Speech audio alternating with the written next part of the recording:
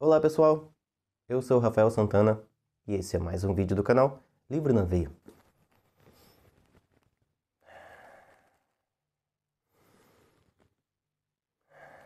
Deixa eu respirar bem fundo, bem profundamente, inspirar, me tranquilizar, porque só de lembrar tudo que eu vou ter que lembrar dessa história para contar um pouquinho para vocês nessa resenha, o estresse já emerge. É emerge ou emerge? Depois eu vejo no dicionário. Mas ele flui aqui de dentro de mim, sabe? Ele vem lá das entranhas e domina o meu corpo. Eu estou me referindo, neste vídeo, a esse livrinho aqui. Eu Sou o Rei do Castelo. Esta não é uma resenha negativa, tá? Podem ficar despreocupados vocês que estavam ansiosos para saber se vale a pena ou não ler esse livro. Não é uma resenha para esculachar o livro não, tá? Então, vamos lá, né? Bom, essa resenha vai ser dividida em 3 partes, tá? Primeiro eu vou falar sobre um filme chamado O Anjo Malvado. Se você nunca assistiu, vai conhecer ele agora e recomendo que você assista. Depois eu vou falar um pouquinho também sobre esse livrinho aqui. Eu deixei ele aqui numa almofada porque a minha mesinha está ocupada com outra coisa. Então eu deixei ele aqui no chão, em cima de uma almofada. Vou falar sobre esse livrinho aqui, tá? Que foi citado nessa frase aqui em cima, que lerei para vocês. Então eu vou comparar um pouquinho um livro com o outro, tá? E falarei também sobre a história de Eu Sou o Rei do Castelo, que é o que você mais quer ver nesse vídeo, certo? Bom, vamos lá. Antes de qualquer coisa, se inscreva aqui no canal, tá? Se você ainda não se inscreveu. Já batemos a meta de 1000 inscritos, graças a Deus. Olha, foi mais de 1 ano e 3 meses para chegarmos a essa meta.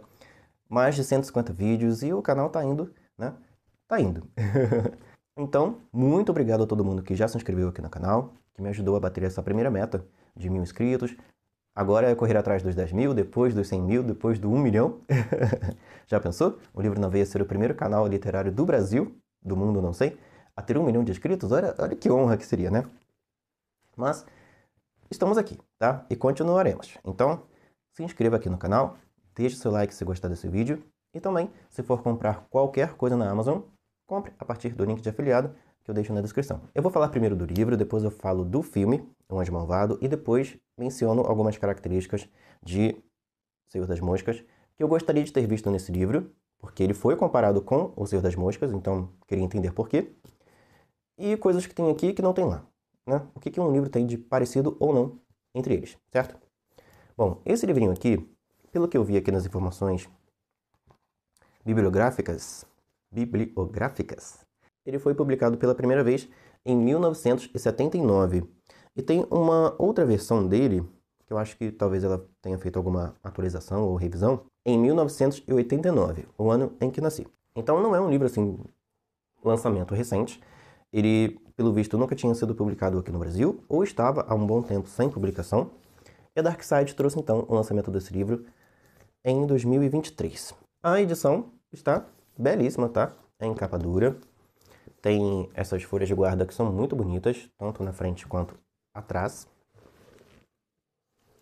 A gente tem o fitilho vermelho com o logo da Macabra, que é essa produtora de conteúdos, né, que está atrelada à Darkside, de conteúdos sobre coisas sinistras, né? Tanto na literatura quanto nos quadrinhos, no cinema e tudo mais.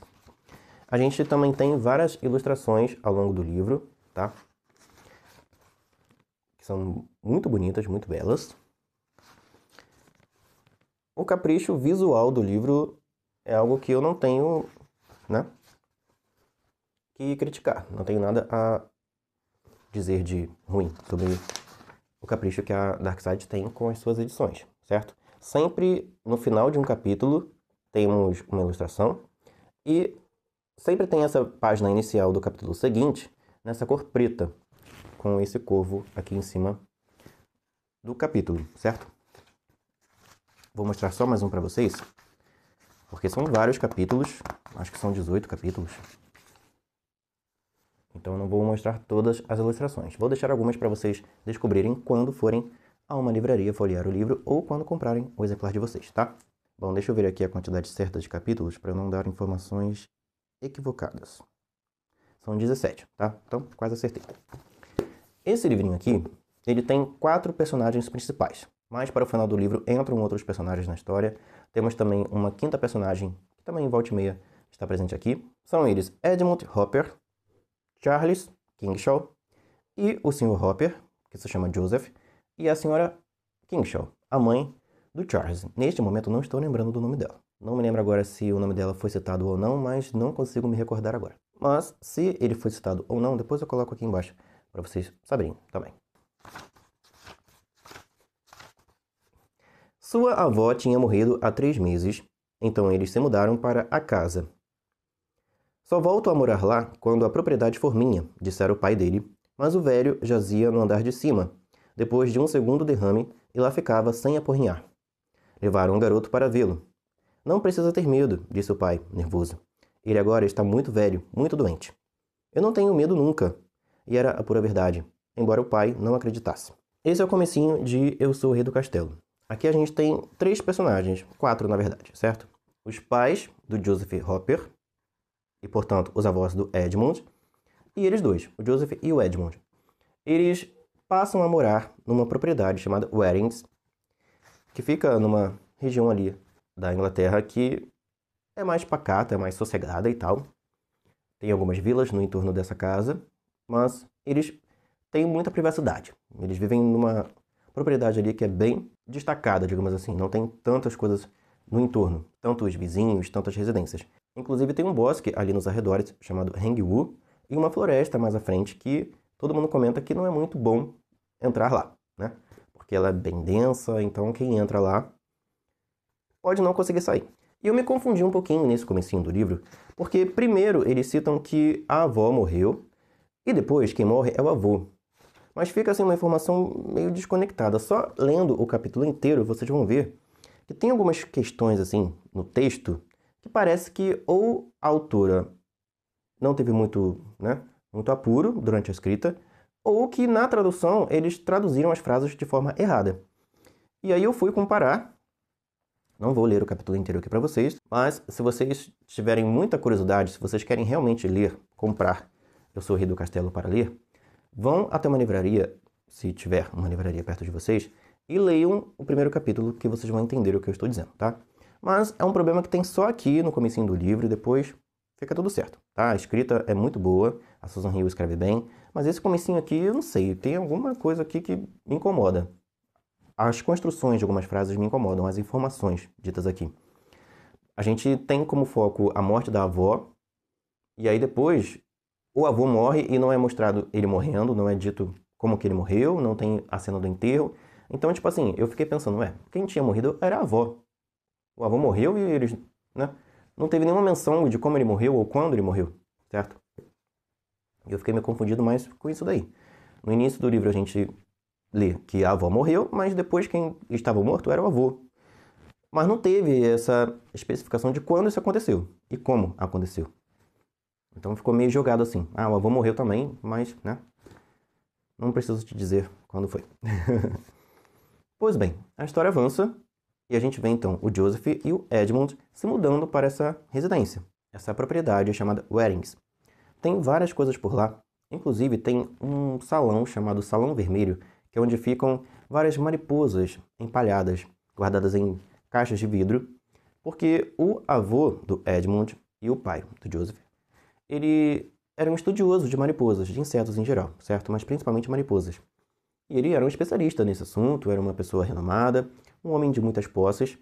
Então, a morte dele também, além da morte da avó, no comecinho ali da primeira frase, vai deixar uma condição muito boa para o Joseph e o Edmund. Aí um detalhe, a esposa do Joseph e mãe do Edmund já faleceu. Ela faleceu alguns anos antes.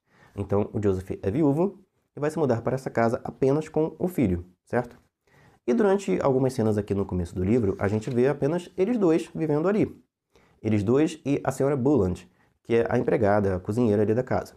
Mas ela não dorme ali, ela vai pela manhã, faz o que tem que fazer e depois vai embora.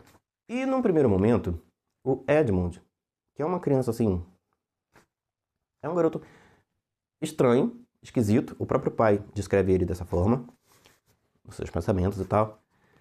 E ele tem um ligeiro ar de psicopata.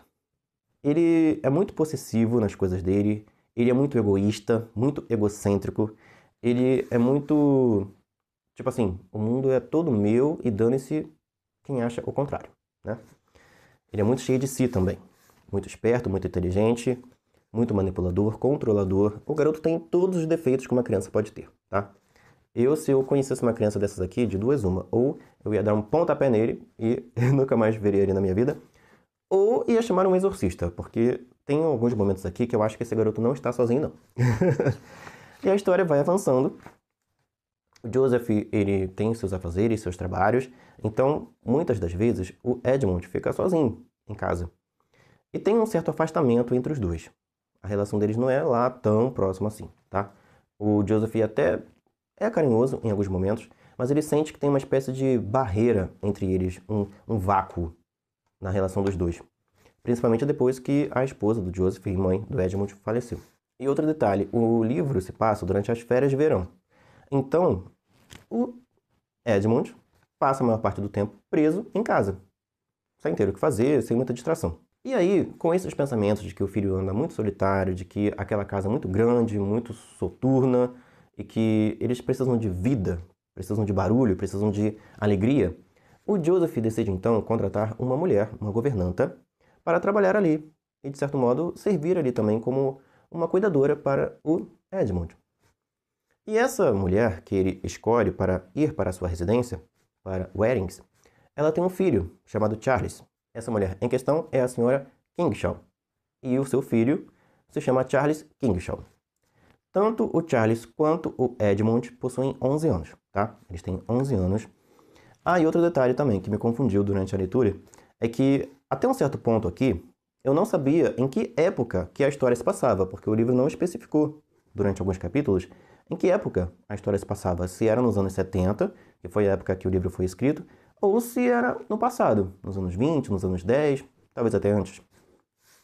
E aí, quando a gente vê que eles usam carros modernos, quando a gente vê que, por exemplo, a senhora Kingshaw prepara um ovo maltine para os filhos, né, para o Charles e para o Edmund, aí que eu vejo, bom, então a história se passa num tempo mais próximo, né, da nossa realidade, certo? Não é uma época tão antiga, porque eu não sei há quanto tempo que existe ovo maltine, mas, por exemplo, um carro Land Rover é mais recente, né? E outras coisas que tem por aqui também. Logo de cara, na chegada da senhora Kingshaw e do Charles, que na maioria do tempo é chamado também de Kingshaw, né? Eles meio que, tanto o narrador da história usa os sobrenomes Hopper para se tratar ao Edmund e Kingshaw para se tratar ao Charles, e os personagens também, na maioria das vezes, também se chamam pelos sobrenomes. E aí, o que acontece? Logo de cara, rola um atrito ali, uma picuinha entre o Charles e o Edmund, entre o Kingshaw e o Hopper.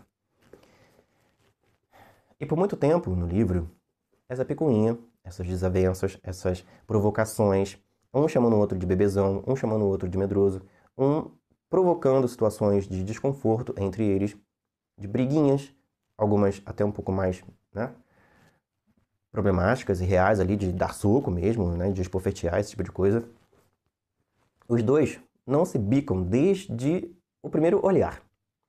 Primeiro porque o Edmund, ele tem aquela residência ali como o seu castelo, como o lugar ali que ele é dono e que há de quem se aproximar e querer criar morada por ali. E o Charles, ele não queria ir para lá. Eu vou fazer um breve retrospecto aqui, tanto do passado do Edmund quanto do passado do Charles, para vocês entenderem. O Edmund, ele tem essa questão de que ele perdeu a mãe e de que, a princípio, ele não gostava daquela casa, ele não queria estar ali. Ele queria a vida que ele tinha antes. Ele é um menino que foi muito paparicado, muito mimado, um menino que também viveu, de certo modo, solitário, e ele sempre teve tudo.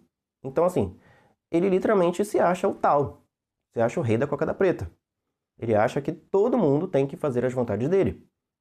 É um garotinho extremamente egoísta, egocêntrico e também um psicopatazinha em formação. Já o Charles perdeu o pai. O pai dele tinha uma idade mais ou menos avançada, então, e algumas complicações também, uma doença, e acabou falecendo. Por causa da perda do pai, que não deixou um centavo de herança, né, não deixou nenhuma posse para a senhora Kingshaw e o Charles, ele e a mãe, né, esse menino e a mãe, passaram alguns perrengues nos últimos anos. Ela precisou trabalhar em casas de família, em outros lugares também, e sempre foi muito subserviente, sempre foi muito, sabe, não prestativa ou proativa, que são qualidades, mas sempre foi muito submissa, vou usar essa palavra aqui, às pessoas para quem ela trabalhou. Porque ela tinha aquele pensamento de que ela precisava daquele trabalho, precisava daquela oportunidade, daquele dinheiro, né? Em alguns lugares também daquela residência onde ela morava com o filho. E ela se sentia assim, por mais que ela fosse uma boa funcionária, coisa assim, ela achava que ela estava ali por favor, por caridade. Ela tinha que retribuir e ser a pessoa mais amigável, mais prestativa, mais solícita do mundo. Então, por exemplo, se ela trabalhasse numa família, para uma família, e a dona da casa resolvesse dar um tapa na cara dela, ela achava que merecia aquilo, que estava tudo bem, que, né, deveria relevar aquilo, deixar para lá, porque ela precisava daquele trabalho, daquela casa, daquela comida, daquele emprego. E ela sempre incutiu isso também na mente dos Charles, de que as pessoas para quem a mãe dele trabalhasse e com quem eles convivessem, minhas cachorras maravilhosas participando sempre dos meus vídeos, de que o Charles deveria ser o máximo, assim, de, sabe, o mais submisso também, o mais amigável, o mais educado, o mais tudo possível, para agradar as pessoas para quem a senhora Kingshaw, sua mãe, trabalhasse, certo? Então ele sempre teve, apesar de que ele não concordava com isso, né? Ele não gostou, assim, não gostava dessa vida que eles viviam, dessa penúria, dessa dificuldade constante, certo? E de ter essa necessidade de ser extremamente agradável o tempo inteiro, bondoso, carinhoso, carismático, amigo, sabe? E educado e nunca desagradar a ninguém, não porque essas são as suas características, do seu caráter, da sua personalidade, mas porque ele tinha que ser assim, porque dependia, né, financeiramente falando e tudo mais, do trabalho onde a mãe estivesse. Por mais que, por exemplo, eles fossem maltratados, fossem humilhados, fossem tratados feito bicho, eles precisavam ser o mais pacíficos possíveis. Porque, afinal de contas, onde eles estariam? Como seria a vida deles se eles perdessem aquela oportunidade, aquele lugar, aquela comida, aquele dinheiro? Muita gente pobre, muita gente que, sabe, trabalha hoje para ter o que comer amanhã, vive situações assim. Se sujeitam a humilhações, a situações tóxicas, situações desagradáveis, insalubres, porque precisam ter o que comer, porque precisam trabalhar. Porque se simplesmente perderem o emprego hoje, daqui a uma semana já vão estar passando necessidade. E essa era a realidade da senhora Kingshaw e do Charles. Então, quando surgiu esse emprego de governanta na propriedade Weddings, oferecido pelo Joseph, a senhora Kingshaw abraçou aquilo como se fosse a oportunidade da vida dela. Sabe, ela teria que agradar o Joseph e o Edmund de qualquer maneira. Ela os paparicaria, ela os trataria como rei e príncipe, ela faria tudo. Tudo, tudo, tudo. Se eles mandassem ela lamber o chão, ela lamberia. Se eles mandassem ela deitar no chão para eles pisarem em cima, ela faria. Se eles mandassem ela comer os restos do prato deles, sabe? Qualquer coisa assim, sabe? Completamente humilhante, ela se sujeitaria, porque ela teria um lugar para morar, teria o que comer, teria um salário, teria, né, um local também seguro para o filho ficar. Então ela colocaria qualquer outra coisa, sabe, abaixo dessa oportunidade. E é claro que o Charles deveria ser assim também. Ele teria que ser o mais, sabe, mais educado, mais amigável, mais solícito, mais agradável do mundo. Tudo que o senhor Joseph Hopper e o seu filho, Edmund, necessitassem, pedissem e quisessem que ele fizesse, o Charles teria que fazer. O Charles teria que se esforçar para que a vida deles, a partir dali, fosse Weddings. Aquela residência, aquela propriedade e a companhia também, né? Do senhor e do menino Hopper. E é claro que o Charles já chegou lá irritado com isso, porque ele não queria ter que se mudar de Londres para aquele lugar. Um lugar isolado, um lugar soturno, um lugar sem muita vida, sem muito o que fazer, certo? Ele, como um menino de 11 anos, não queria estar nessa situação de pobreza, de necessidade, de ter que se sujeitar a qualquer um e a todos, simplesmente porque a sua mãe pedia, porque precisava viver dessa maneira, certo? sendo o mais amigável e, sabe, pacífico possível. Por mais que em alguns momentos eles sofressem alguma coisa, eles teriam que deixar pra lá e seguir em frente, porque é melhor ser humilhado, por exemplo, na cabeça da Sra. Kingshaw, do que passar fome. E o Edmund Hopper, nosso psicopatazinho aqui da trama, ele sendo, né, um garoto extremamente egoísta, extremamente pomposo, mimado, que acha que é dono de tudo e de todos, ele já enxergou logo de cara que a Sra. Kingshaw era sua empregada, sua serviçal, certo? E que o Charles, por ser filho dela, também seria seu empregado, seu serviçal, que o Charles teria que fazer tudo o que ele quisesse, certo? Inclusive coisas humilhantes, e que o Charles não poderia jamais, né, enfrentá-lo, por exemplo. Não poderia jamais revidar, caso se aborrecesse ou coisa do tipo. Que ele teria que obedecer tudo o que o seu pai, o Joseph, ordenasse, e que teria que obedecer também ao Edmund, já que o Edmund era o seu patrão. Mas o que nenhum dos dois meninos sabem é que as intenções do Joseph não era exatamente encontrar uma governanta, mas sim uma nova esposa. A princípio, ele trouxe a Sra. Kingshaw para a sua residência, para que ela trabalhasse, para que ela cuidasse da casa e do seu filho Edmund. Mas ele tem essa segunda intenção. Se ela fosse uma boa mulher, uma pessoa agradável, que gostasse do filho dele, que o filho dele também gostasse dela, logo logo ele faria algumas investidas amorosas para, né, substituir a sua antiga esposa, que já faleceu há alguns anos, deixar a vida de viúvo e ter então uma nova mulher. Essa possibilidade é citada mais para o final do livro, mas a gente percebe no decorrer da história que tanto a Sra. Kingshaw quer que esse romance um dia aconteça com o Joseph Hopper, e ele também quer, certo? Só quem não quer muito são os dois meninos, porque, como eu disse para vocês, desde o primeiro olhar, é picuinha, é briguinha, é xingamento, é provocação o tempo inteiro. 60% desse livro é só, sabe, atrito entre os dois. Tem outras cenas, outros pensamentos, né, de outros personagens e tal, mas a maioria do tempo aqui, depois que o Charles entra na história, é só estresse, aborrecimento. Tanto dele com o Edmund, quanto da gente com eles. Porque imagina, você morar numa casa com duas crianças que ficam o tempo inteiro brigando. O tempo inteiro arrumando atrito. Só que, tanto o Joseph quanto a Sra. Kingshaw, eles meio que fazem de conta que não estão vendo nada. Fazem de conta que os dois são muito amigos, de que está tudo às mil maravilhas. Porque a Sra. Kingshaw quer muito que a ida dela para aquela casa dê certo, e o Joseph também. Ele tem já uma certa atração pela Sra. Kingshaw. Então ele quer que ela um dia se torne sua mulher. Mas é claro que para isso acontecer, é necessário que o Edmund e o Charlie se tornem amigos, que eles possam um dia serem irmãos. Mas o que a gente vai acompanhando aqui é completamente o oposto. Eles se odeiam literalmente, sabe? Ao ponto de realmente um pensar que o outro deveria morrer, inclusive o Charles, muitas das vezes, pensar que queria matar o Edmund. No início, a gente já vê logo de cara, e durante o livro também, que o psicopatazinho da dupla ali é o Edmund, que ele é quem provoca na maioria das vezes, que ele é quem procura o atrito, procura humilhar o Charles, que é ele que começa as brigas, ele que sufoca o Charles, ele que persegue o garoto, ele que é o tóxico da relação aqui, sabe?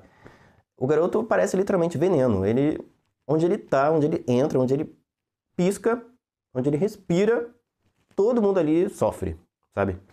E esse todo mundo, no caso, é o Charles. Assim como o Charles deu vontade de... esse garoto aqui. E aí, a história vai, a história vem. E chega um momento da trama que o Charles está tão sufocado naquela casa, que ele está tão atormentado, tão enfurecido com tudo e todos, e com razão, tá? Que ele decide fugir. Porque ele vê que a única alternativa da vida dele é ir embora. Porque ele tem que estar o tempo inteiro cercado pela presença sombria, sabe, e atormentadora do Charles. Do Charles não, do Edmund. A mãe dele faz de conta que não vê nada. É uma banana, uma pateta que está vislumbrada com a nova vida dela. E com essa possibilidade de se casar com um homem rico. E ter, então, todos os seus problemas resolvidos, né? E o Sr. Hopper quer tanto que a ida da Sra. Kingshaw e do Charles para a casa dele dê certo, que ele se torne, então, uma família, que ele também ignora tudo o que está acontecendo ali. E muitas das vezes, as provocações, os atritos, as perturbações, certo? Essa relação tóxica entre eles acontecem em momentos em que eles estão sozinhos, ou num cômodo, ou na casa em si. Então ninguém está testemunhando o que está acontecendo aqui.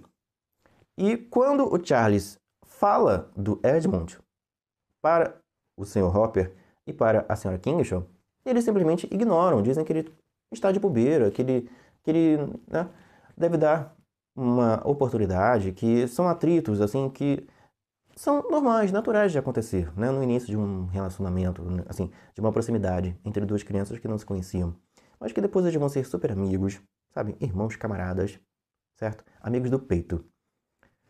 Será? Eu acho que não. O garoto está sendo tratado como lixo, o tempo inteiro sendo perturbado, sendo atormentado, sendo reprimido, sendo, sabe, todo tipo de coisa ruim que alguém pode fazer contra outra pessoa, certo? Pelo Edmund. Quando ele fala do garoto para os adultos da casa, os adultos simplesmente o ignoram, ou dizem que ele está errado, que ele está vendo coisas, que não é bem assim.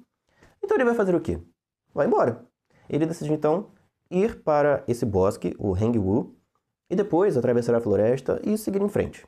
Em algum momento ele vai chegar em algum lugar, e o que ele mais quer é simplesmente ficar o mais afastado possível da mãe dele, porque ele não quer essa nova vida que ela está oferecendo para ele, de ter que viver ali, de ter que ser submisso ao Edmund, às vontades do Edmund, e de ter o Sr. Hopper como pai no futuro. Então ele não quer nada daquilo.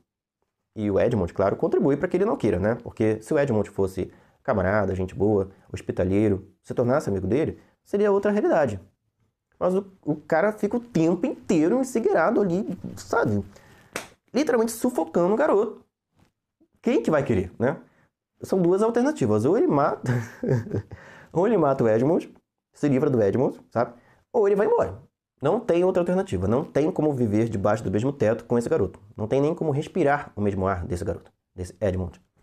E aí o Charles foge. Vai embora, junta algumas coisas ali para levar e vai embora. E não é que o Edmund vai atrás? Olha, ele vai atrás. Várias coisas acontecem nessa parte do livro em que eles ficam perdidos nessa floresta. Várias situações acontecem, não vou dizer aqui quais. E por um tempo eu até achei que eles fossem se aproximar, que eles fossem se tornar amigos, por causa de todo o perrengue que eles passam juntos, um ajudando o outro. Mas o Charles ajudando o Edmund do que o Edmund ajudando o Charles, né? Porque o Edmund não é nem uma pedra no sapato. É um caco de vidro, sabe? Imagina você ter um caco de vidro debaixo da sola do seu pé, dentro do seu sapato. É uma coisa insuportável. É assim o Edmund. E aí, depois que toda a situação, toda, né, a experiência que eles vivem na floresta passa e a história volta, então, para o ponto de origem, eles voltam para essa residência, as coisas ficam cada vez mais insuportáveis. Porque, olha, quando eles são resgatados, inclusive, o Edmund foi atrás do Charles porque quis. Ele acaba se ferindo, né? Ele bate a cabeça numa pedra e quase morre. Porque, né? Também ali na atrapalhação, no medo dele, ele acabou se acidentando. E simplesmente o Charles é quem leva a culpa de tudo o que aconteceu na floresta. Da fuga, deles ficarem perdidos, do Edmund ter se machucado, do medo que ele passou ali. O Charles leva a culpa de tudo. Não só dessa situação, que não foi ele que causou, foi o Edmund quem causou. Ele se machucou sozinho, ele foi atrás dele sozinho, ele sentiu medo da tempestade e de outras coisas porque quis, porque era um medrosinho, como eles ficam aqui se chamando. E tem outras situações mais pra frente do livro, que eu não vou citar aqui para não contar a história inteira para vocês, que, novamente, o Charles vai sempre levando a culpa das coisas erradas que o Edmund faz. E a história vai cada vez assim, se afunilando para uma situação em que realmente fica completamente insuportável para essa criança, para esse menino, o Charles, continuar ali. Se ele já tentou fugir e não deu certo, se ele já tentou se explicar e acusar o Edmund, mostrar a verdade e ninguém o escuta, todo mundo simplesmente o ignora e diz que ele está errado, ele que está errado e não o Edmund, que é o psicopata da trama. Então vai fazer o quê? Não tem mais o que fazer, né? E eu não vou dizer mais nada sobre esse livro. Só vou dizer que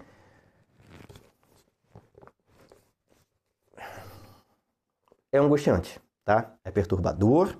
Você vai passar muito estresse durante essa leitura. Você vai sim querer cometer um homicídio. E homicídio de um personagem fictício, né? Mas a gente sabe que por aí, pelo mundo, tem muita gente que é assim também.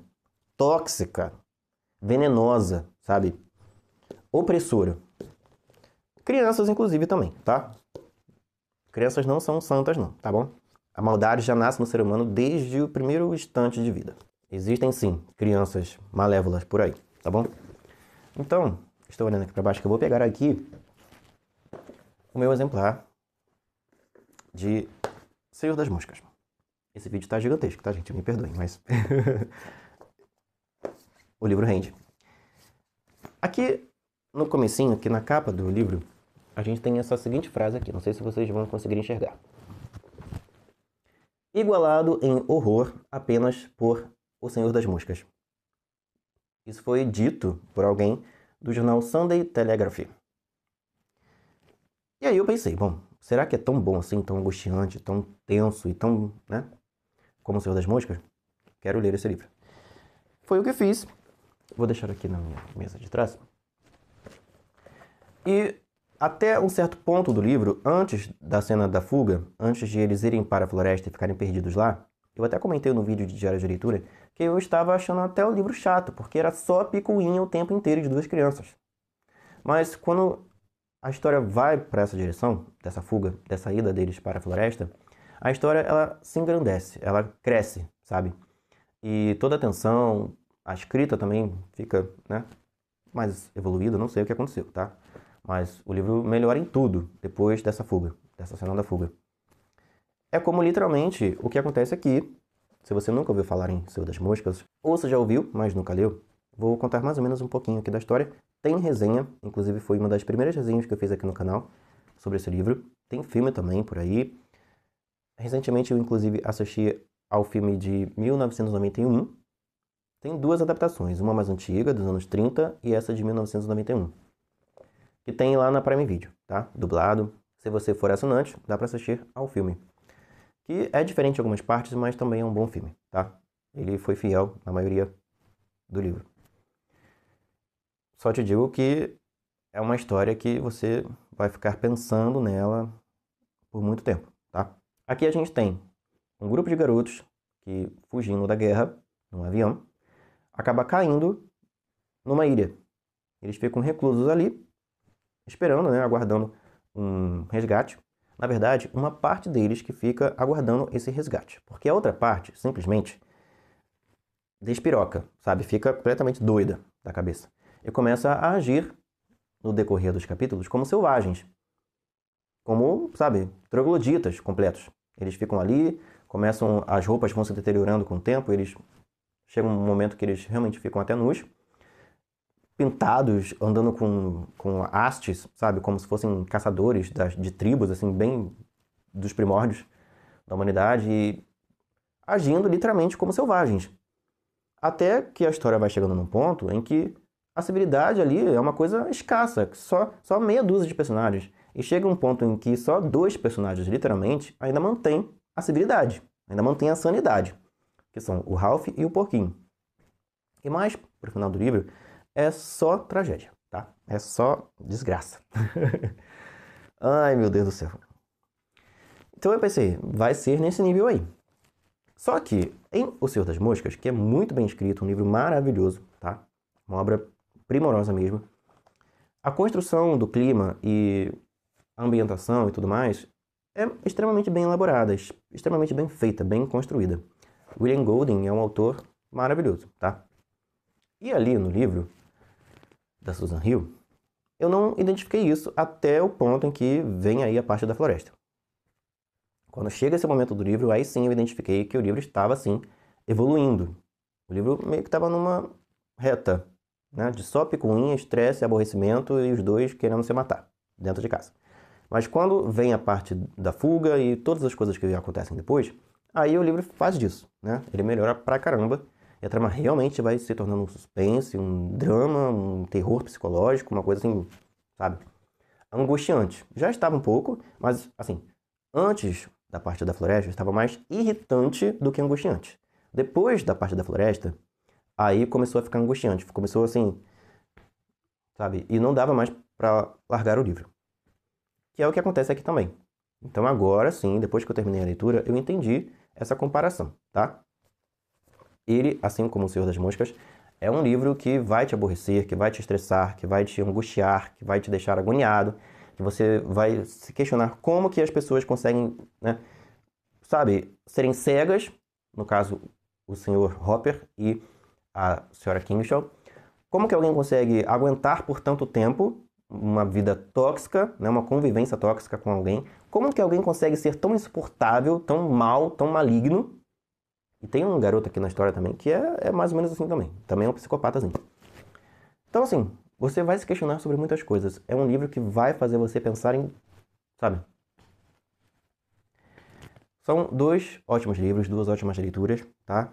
Que vão causar esses sentimentos em você.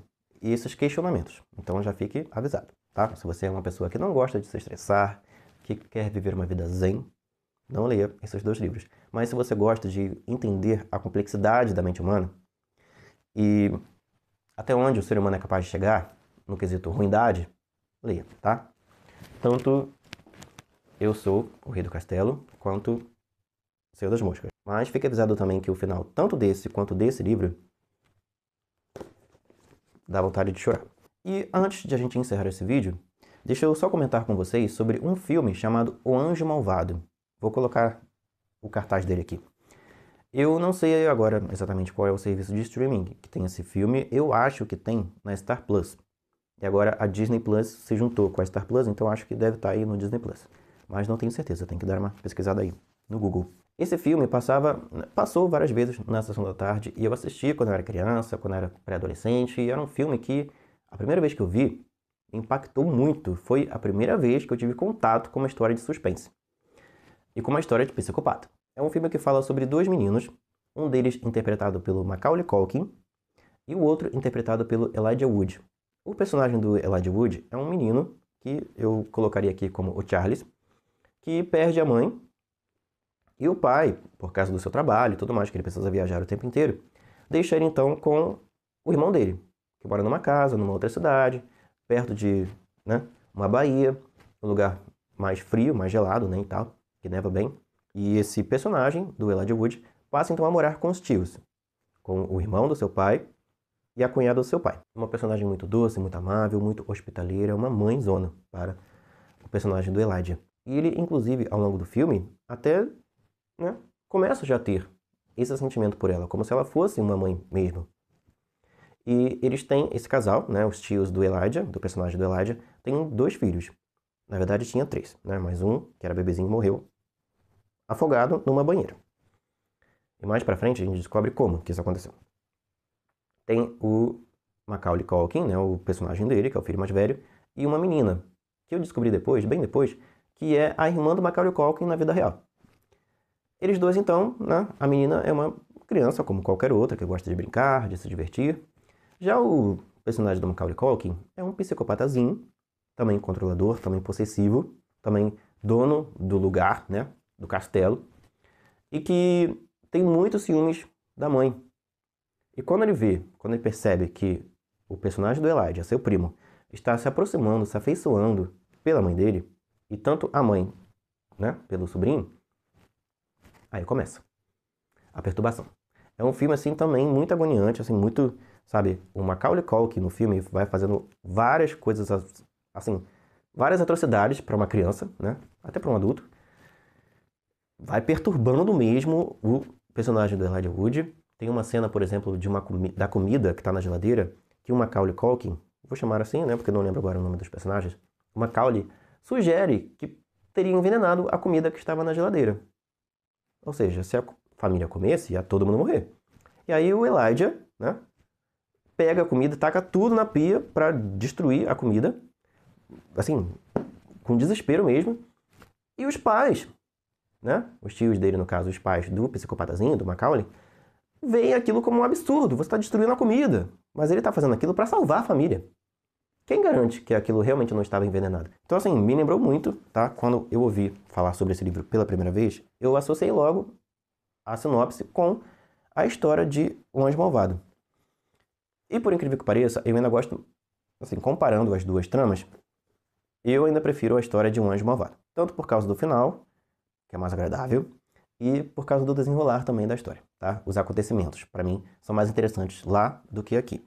Mas aqui também tem muito pano para manga, tá? É um livro assim que a autora, assim como o Rafael Montes, quando escreveu Dias Perfeitos, ela criou essa história só para estressar o leitor.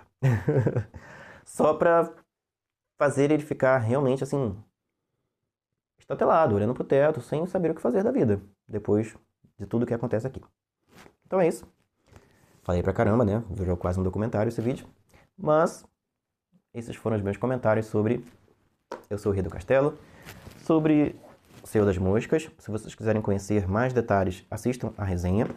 E sobre o filme Um Anjo Malvado, tá? Que bebe da mesma fonte, na verdade. Talvez sim, porque esse livro foi escrito primeiro. Então talvez quem criou o roteiro de Um Anjo Malvado tenha se inspirado um pouquinho nesse livro, talvez. Mas são histórias bem diferentes, tá? Tem a mesma situação, dois meninos convivendo numa casa, sendo que um é psicopata e o outro é a vítima desse psicopata, desse terror psicológico, né? Que é infligido contra ele. Mas são duas histórias bem diferentes, tá?